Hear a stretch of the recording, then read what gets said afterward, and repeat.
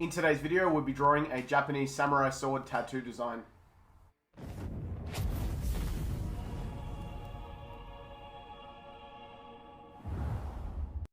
Hey guys, welcome back to another video. I'm Daggett, this is Daggett Designs, and in today's video we're drawing a Japanese samurai sword style tattoo design. Now I'm going to go ahead and do this in a neo-traditional style, and I'm going to put some cherry blossoms and some other nice little elements to it so that this would make a perfect tattoo design. Let's go straight into today's video by going to the overhead.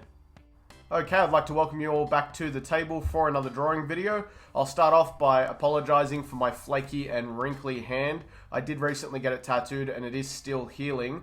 And quick shout out to my buddy Mikey over at Deep Image Tattooing. He did this fantastic Oni design for me. Now he's got skills across all different styles of tattooing, but I find he particularly excels at Japanese style tattooing, and he specializes at custom freehand designs. Here's a quick picture of what it looked like after he freehanded the design onto my hand itself, and then here's a picture of the final tattoo before it started healing and looking all wrinkly like this. So go ahead and show him some love. Head over to Instagram. It's at Deep Image Tattooing, and you can check out his Instagram profile. You can also check out his website. It's www.deepimagetattooing.com.au. Now in terms of materials, you'll need an A4 piece of sketch paper, a mechanical pencil. I've got an eraser should we need it, and I've also got a ruler because we're doing a sword. There's going to be some really straight lines in there. Of course, you don't need a ruler if you feel like you can eyeball these perfectly. I like to use a ruler for the accuracy's sake. So we're going to start this one off. We're going to do like a diagonal sword, and I'm going to put most of the focus and detail into the handle of the sword, and then the blade's sort of going to disappear off, and we're going to put some cherry blossoms as sort of a border for this one. So I want to start off just marking out where I want this to sit. So the base of the handle will sit roughly there, and I'll probably bring maybe on slightly more of an angle, and I'll bring it down probably to about here. So that'll be the size of our design there. And I'm going to come down to a little more than halfway down what we just drew there and put in a large oval shape like this. And that will give us the guard for our sword there. And then you can go ahead and take a ruler and drop down 2 lines to the guard like this. These should be parallel lines, and this is going to give you the shape for your handle. Okay, from here what we can do is bring down our blade. So I'm going to come from where the handle is on that side there, line it up nice and straight, and start in the middle of my oval shape and just bring a line down. And then I'll come to the other side of the handle and we'll do the same thing, just coming straight down parallel to our top line there. Now at this point what I want to do is round off the bottom of our blade that connects into the guard here. So just coming to about halfway up the guard with a curved line like this, and then bring that down the sides of your blade, just extending a little bit past your edges there, and then you can bring that across the front of your blade like that. Now from here we can start adding in a few more details. So coming up to the back of the handle here, I'm going to come across like this with a curved line, and then you can come straight up, follow your top line around, which should have the same curvature to the bottom line there, and then join them up at the top like that. Now if you wanted to, you could get fancy here and put some pattern work on there, but I'm just going to leave it as is for now. For the guard section, I just want to double up on our top line, so I'll erase a little bit to make it clearer what I'm doing. We have that top line there. I'm just going to bring a line up from the side, double up on our top line, and that'll taper back down to join back into our guard there, and that'll give the guard a little bit of a 3-dimensional shape. Another little step for the guard is just to add a second circle to it on the inside, or a second oval to it. So you can go ahead and do that just around the outside of where the blade joins into the guard. And you can go ahead again and play around with different pattern work and things on the guard there if you'd like. For the blade itself, I'll come down the center of it with a straight line like this, and then on the top half or the bottom half or both, you can add a wavy line. So that's just going to come down, touch center, go back up, touch the top, and come back down to center like that. Now the way we're going to do our handle wrap, or at least the guidelines for it, is to draw a line down the center of your handle like that. That'll give you like a central line coming down there, and then you're going to split this up into sections by going around the handle like this. Okay, just coming up and around the handle. You should end up with equal sized portions. And then in between these, you're going to do another line. I like to make this one slightly fainter, following the exact same shape as the lines we just drew. Okay, so you have your solid lines like this, and then the faint lines in between them. Now, before we start adding any detail to our handle wrap and blade and things like that, I'm going to go ahead and drop in our little additional elements here.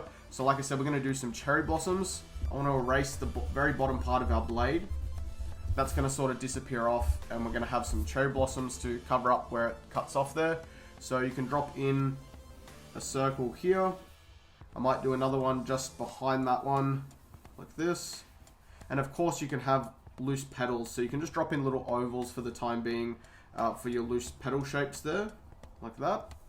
And I might have a side-on cherry blossom here, so we'll just do like a semicircle shape for that one for now. And then you can come up the back of your sword here and add as many cherry blossoms as you would like to add, just for detail. So at this point, I'm just adding in these ovals and circles for the petals and for the flowers. And then I'll cover how to actually go ahead and draw these cherry blossoms. Alright, so in terms of drawing the actual cherry blossoms, we're going to do a slightly more advanced cherry blossom to what we usually do. You could do these really traditional, but because I'm doing a more near-traditional style design, I want to have a little bit more detail element to it. So I'm going to put a circle on the inside of my larger circle there. That will be the center of our flower. And our petals are going to have this sort of bulbous shape to them coming out.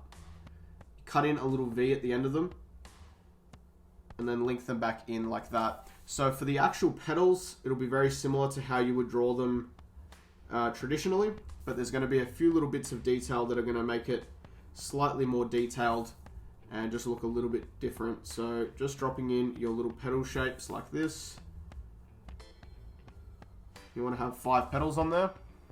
And then for our center portion, I'm going to do little circles all around that ring.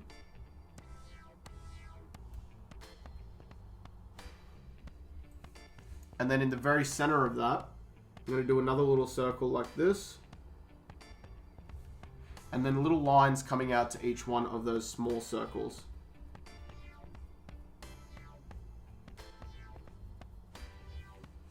In the center of each of the petals, you can just do a little line that whips out from the center to the little cutout in the end of each petal.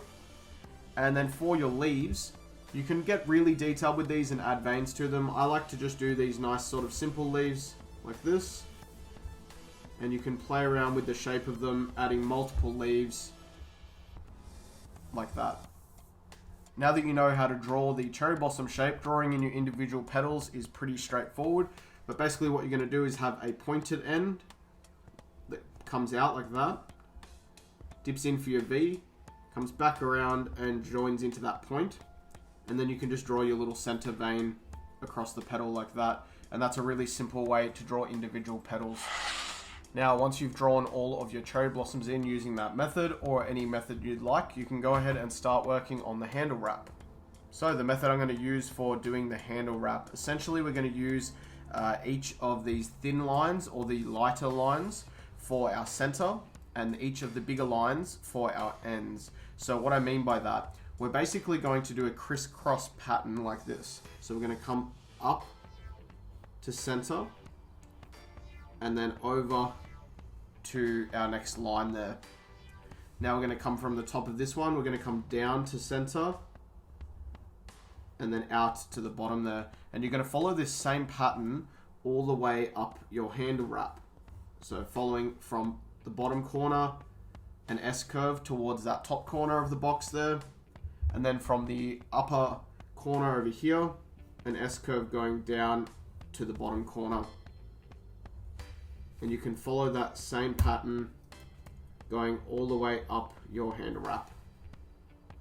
The next step to doing this is to double up on one of your S curves and keep it consistent all the way up. So I'm going to do this one here on each of the sections, and you're going to double up on them by starting with a taper. So it's going to basically come out of your current S curve and then taper back to join back into the line. So you're doubling up by coming back and joining in.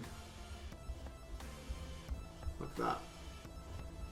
Next, what you're going to do is come along the edges of each of these and put in some little M curves or W curves.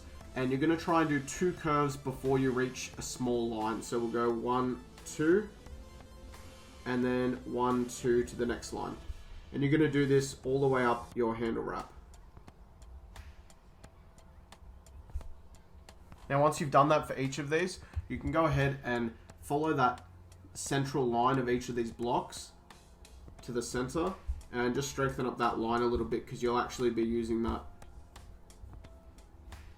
Now for this very last one, what we're going to do is erase the center of it, like that, and then coming down from just above it with a curved line like this on either side, we can go ahead and finish that off by adding a few little curves like this that tie off that end.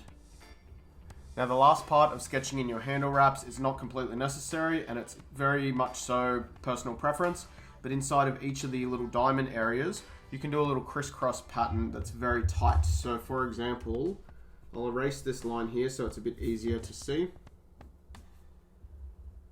I'm going to come into this diamond and do a little crisscross pattern like this, and then go the opposite direction.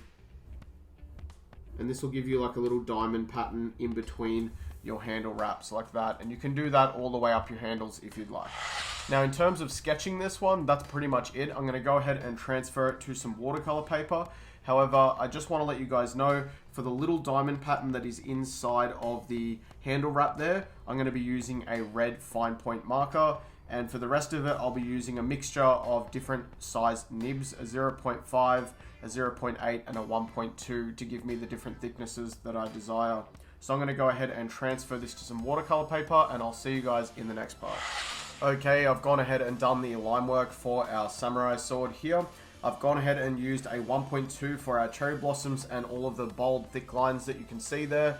I've used a thinner 0.1 for some of the smaller details in the flowers and on the blade here, and a 0.5 took care of the rest of the lines. I've also used a red fine liner for the handle underneath our handle wrap. I will let you guys know quickly, the class notes for this one are available, so if you're a member, they're available in the class notes folder, and if you're not a member but you'd like to support the channel, go ahead and click on the link in the description to sign up and join my channel. Alright, I'm going to go through our palette quickly. So I've got carbon black, that's plain carbon black. I've got a grey wash, carbon black mixed with water. I've got pyrrole red, and then I've got a drop of pyrrole red with a couple of drops of water. I've got sap green mixed with yellow orange azo, and I've got yellow orange azo plain, or as I like to call it, golden yellow. I've also got a glass of water for washing out my brushes here, and the brushes I'm using are Taklon synthetic brushes, a number 5 and a number 6. Okay, so as usual, we're starting off with our black shading, and I'm going to start by doing some areas on my handle here. So I'm going to come in to the corner of this side of my handle, and the corner of each of our areas where we've done the red on the handle there. Using your blending brush, you can blend that black out and across, just like that. And you're going to do that for each of these sections, applying a little bit of black in the corner, just straight over the top of your red line work there, and then gently blending that black out and across the handle there. And you can put sort of as much or as little shading as you want, depending on how much light is sort of hitting your subject matter. Now the only other areas that I want to do solid black shading is going to be a little bit around and behind some of the flowers here, and this is pretty much tying in a bit of a background. So we're not really doing this shading as part of our actual image, this is more of like background stuff, but I do just want to do a little bit of black shading for the background. So just adding in a little bit of black in certain areas behind your flowers and your blade there, and then just blending them out. Now you want to make sure for these shadowy areas you've just done for our background here that they are blended right out to white. So from black to dark grey, light grey to white in sort of just a widespread sort of area. This is going to give us like a nice little shadow area where the sword's sort of disappearing into and where our flowers sort of take prominent in the image. You know, they sort of stand out the most. Alright, so from here we're going to go into a bit of grey shading or grey wash shading.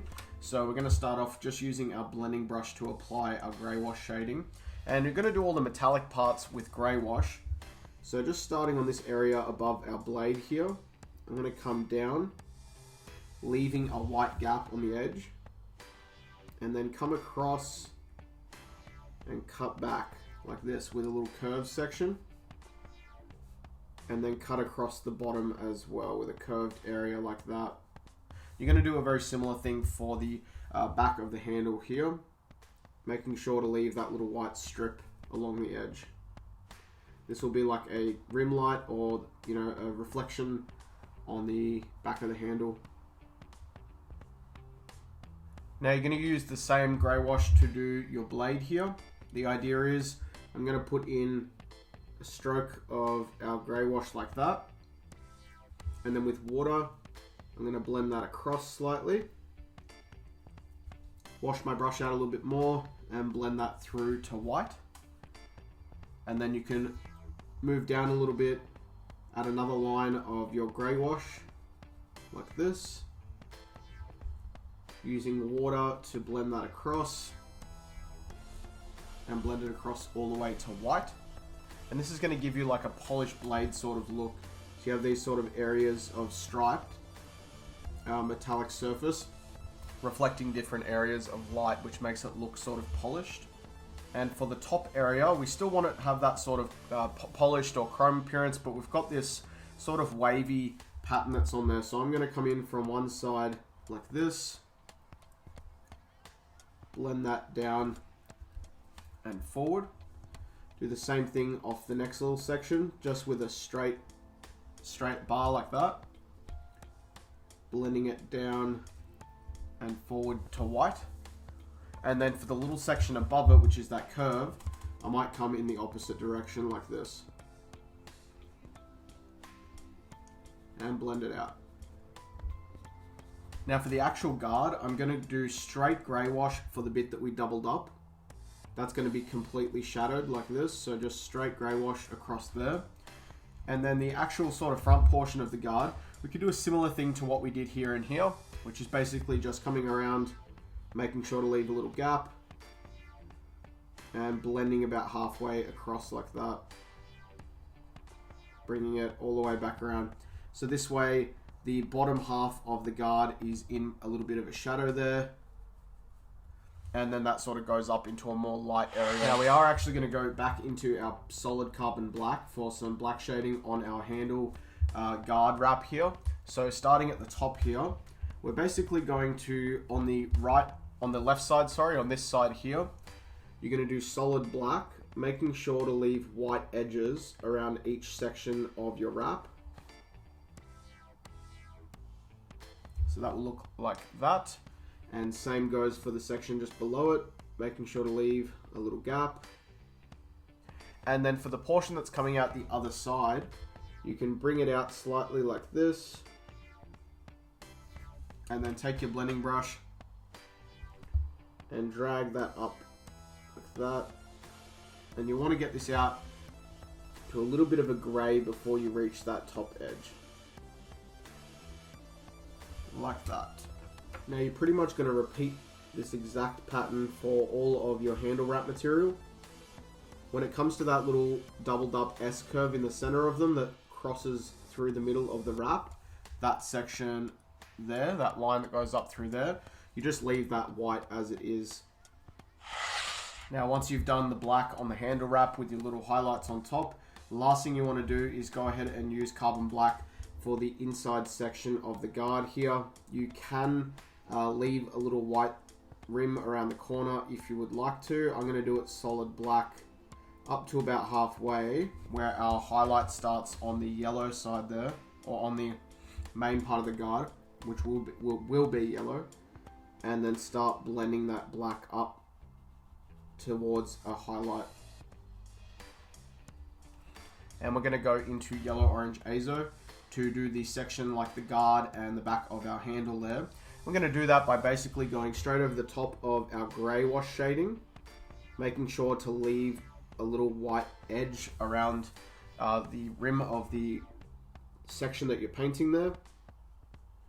And I'll bring that color straight across to the other side. And as I get to the other side, I'm just going to blend it out slightly. It's not completely necessary, but I just like to soften that edge up and make it get to a nice light yellow before it hits that side. And you're going to use that same technique what I just did for the guard and the area just above the blade there. For the back section of the guard, you can just do solid yellow. Now the last thing you're going to use your golden yellow for is the stamens on your cherry blossoms. So just coming in around the small circle and going over the top of all those little lines that you did with your yellow, orange, azo or golden yellow here. Okay, now jumping over into our pyrrole red, our solid pyrrole red. We're going to go ahead and paint the areas of handle that are still exposed, and you're just going to do that with solid pyrrole red. There's no blending required here. Just going straight over the top of your crisscross pattern with your pyrrole red. Now what's cool here, and it may not show it really well on camera, but the red fine liner that I used, which is a red fine point Sharpie or ultra fine point Sharpie, is either a slightly different pigment. I think it's a slightly more crimson pigment than the pyrrole red here, but also it's not as transparent. And so once the pyrrole red dries, you can still see that crisscross pattern underneath it, but because you've done it in red and not black, it kind of blends in with it nicely. It's hard to explain, but it has a really nice checkered pattern look. Now from here we've got our pyrrole red that's mixed with water. It's slightly diluted, so this gives us a bit of a pink tone. And I'm just going to come in from the base of each petal of my cherry blossom and come around like that. So painting in each of the petals is going to be pretty straightforward. You're coming in from the base and moving around the petal, leaving that little strip of white around the outside edge of the petal. And you can sort of just add a little bit more pyrrole red as you go if you want these to be a slightly harsher color. Depends on what kind of pink you want them to be. Now someone did ask if they can just mix Liquitex titanium white with their colors if they want to get like a brighter color like a pink. I don't recommend this. You can do it, and I've done it before. I don't recommend it, however, because it is an opaque color, so it will actually cover up your line work as opposed to being transparent and letting your line work show through. However, it depends what you're painting. Sometimes you want your line work to get covered up a little bit. Just depends on the ink that you're using and the style of your design as well. Now the last thing to do after you have washed out your brush is to go into some sap green mixed with your yellow orange azo and just paint in your leaves. You can of course add some shading here if you want to add more highlights to your leaves. I like to do them solid green when I'm doing cherry blossoms.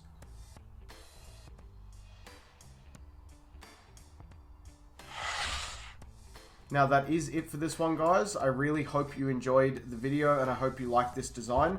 Please leave a comment down below letting me know what you thought of this week's video and what you would like to see in future videos. If you have any tutorial requests, please leave them below. They give me ideas for future videos. And otherwise, enjoy painting and I'll see you guys in the next video. Bye-bye.